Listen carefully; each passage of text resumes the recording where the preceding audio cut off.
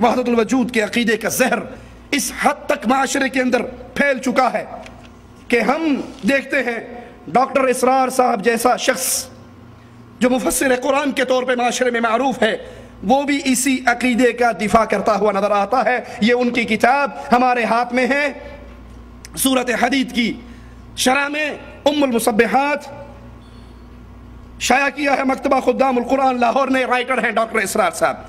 اپنی اس کتاب کے صفحہ 88 پر ڈاکٹر صاحب کہتے ہیں حقیقت و ماہیت وجود کے اعتبار سے خالق اور مخلوق کا ایک وجود ہے، خالق اور مخلوق کا ایک وجود ہے۔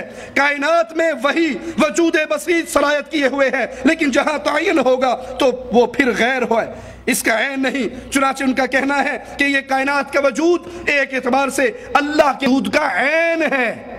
کائنات کا وجود، یاد رکھنا، کائنات میں جانور بھی ہیں، غلیظ جانور بھی ہیں، کتا اور سور اور خنزیر بھی ہیں، فاحشات عورتیں بھی ہیں، گندے مرد بھی ہیں، شراب اور موسیقی کے آلات بھی ہیں۔ کہا یہ کائنات میں جو کچھ ہے وہ ایک اعتبار سے اللہ کے وجود کا عین ہے اور دوسرے اعتبار سے غیر ہے۔